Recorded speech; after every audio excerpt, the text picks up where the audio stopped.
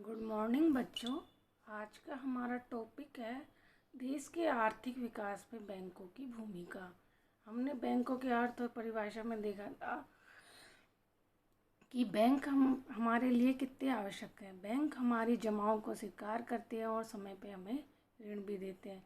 तो इसी तरह बैंक देश के विकास में भी महत्वपूर्ण भूमिका निभाते हैं, क्योंकि जब हम लोग बैंकों में कराती है और बैंक उनको उधार देते हैं, यानी कि पब्लिक को ही उधार नहीं देते, बड़े बड़े इंडस्ट्रीज़ वगैरह को भी उधार देते हैं, जिससे वो पैसा इंडस्ट्रीज़ में लगता है, लोगों को रोज़गार मिलता है और देश का विकास होता है।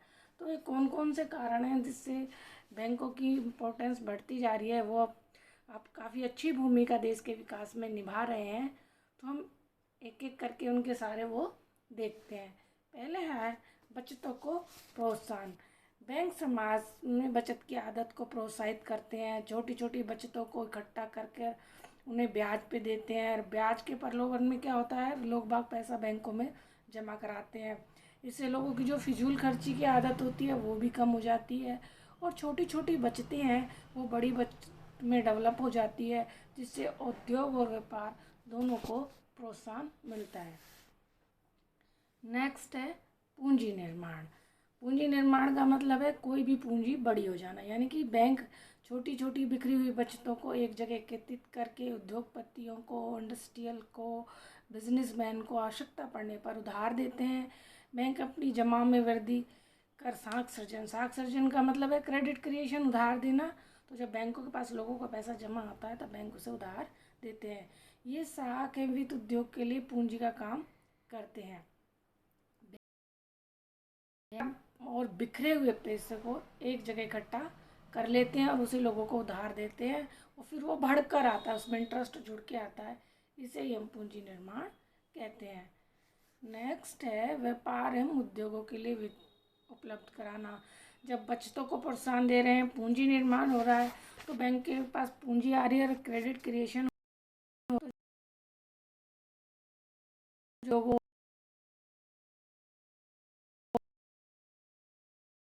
होती है, और बिना पूंजी के किसी भी उद्योग या इंडस्ट्री या बिजनेस का संचालन संभव नहीं है। तो बैंक जनता के अतिरिक्त धन को एकत्रित कर कर उद्योगों और व्यवसायियों को उधार देते हैं। इससे समाज का जो अतिरिक्त धन है वो भी उत्पादक कार्यों में लग जाता है, और उद्योगपति और व्यापारियों को भी पर्याप्त पैसा मिलने से वे अपने व्यापार को सुचारू रूप संचालन कर सकते हैं, और लोगों को उससे रोज़गार भी मिलता है, देश का डेवलपमेंट भी होता है, और जो लोगों की जमा होती है उनको भी अपनी जमाओं पर उचित प्रतिफल ब्याज के रूप में मिल जाता है। नेक्स्ट है पूंजी की गतिशीलता, यानी कि पूंजी की मोबिलिटी रहती है कि बैंक पूंजी की गतिशीलता प्रदान करते हैं। कोई भी पूंजीपति अपनी पूंजी ऐसे कार्यों में नहीं लगाता जहाँ जोखिम कम हो और प्रतिफल अधिक मिले। तो बैंक पूरी सुरक्षा के साथ उचित प्रतिफल भी देते हैं। इससे प्रतिफल का मतलब है इंटरेस्ट। तो इसमें पूंजी कम उपयोग के स्थान से हटाकर, जहाँ की यहाँ कैपिटल का यूज़ नहीं हो रहा है, उसके बजाय जहाँ उसका अधिक यूज है वहाँ उत्पादक कार्यों में उसको खर्च ज़्यादा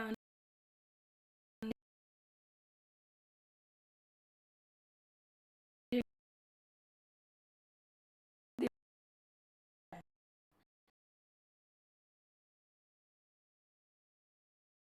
जाता है।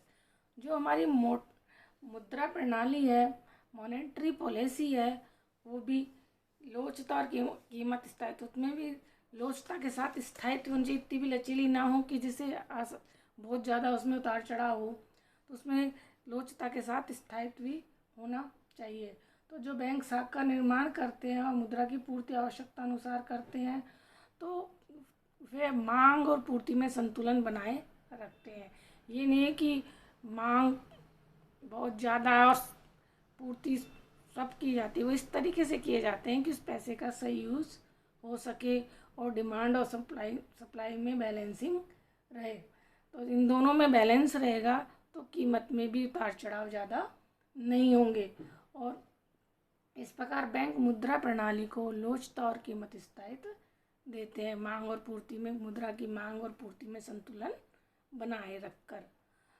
नेक्स्ट है मुद्रा भेजने की सुविधा। बैंकों द्वारा मुद्रा एक स्थान से दूसरा स्थान पर मुद्रा भेजने की सुविधा प्रदान की जाती है, जिससे जोखिम और व्यय कम हो जाता है और समय की भी बचत होती है।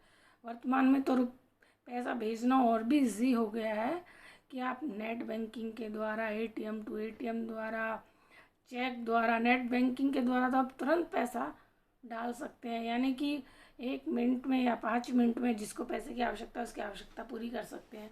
चेक और इनमें क्लियर होने में टाइम लगता है क्योंकि क्लियरिंग हाउस के थ्रू क्लियर होते हैं, लेकिन सेम बैंक का चेक होता है वो तो जल्दी क्लियर हो जाता है। अदर बैंक में दिक्कत आती है, लेकिन आप एटीएम टू एटीएम एक लिमिट तक एटीएम टू एटीएम भी आप ट्रांसफ़र कर सकते हैं, प्लस नेट बैंकिंग से आप तुरंत पैसा ट्रांसफ़र कर सकते हैं और जिसको आप मदद भेजना चाहें उसकी आवश्यकता की पूर्ति कर सकते हैं। इससे रुपया एक स्थान से दूसरे स्थान ले जाने की जोखिम भी और व्यय दोनों की बचत हो जाती है।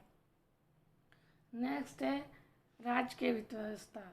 बैंक्स ये नहीं है कि उपभोक्ताओं कंज्यूमरों को ऋण उधार देते हैं, बैंक सरकार को भी ऋण उधार देते हैं। तो सरकारी ऋणों में भी बैंकों की महत्वपूर्ण भूमिका होती है।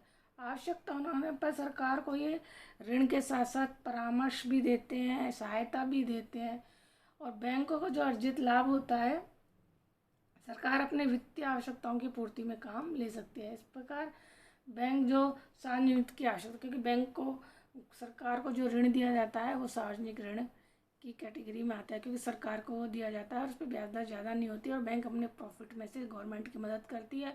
तो गवर्नमेंट उससे अपनी जो भी योजनाएं देश के लिए चलाई जा रही है, कल्याणकारी योजना देश के विकास के लिए, उन सबको समय पर पूरा कर पाती है और देश का विकास संभव हो पाता है। तो ये सब बैंक के द्वारा ही संभव होता है। बैंकिंग विकास,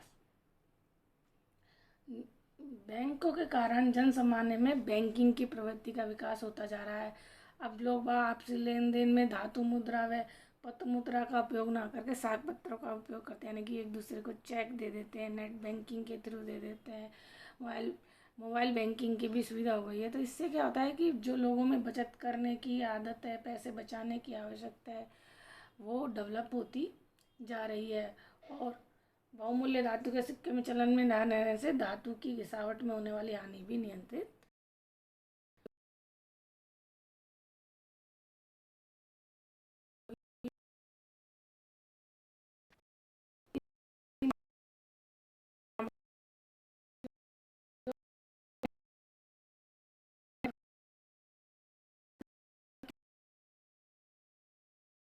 उद्योगपतियों व्यापारियों के लिए बहुत उपयोगी है।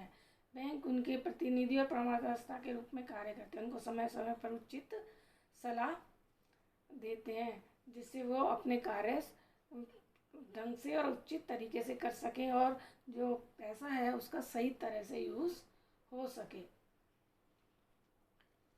नेक्स्ट है रोजगार के अवसरों में वृद्धि। जो बैंकिंग क्रियाओं के विकास से औद्योगिक और व्यापारिक क्रियाएं सुचारू रूप से चलती हैं, उनका विस्तार होता है, उनमें वृद्धि होती है, तो बैंकों ने आर्थिक विकास का मार्ग प्रशस्त किया है।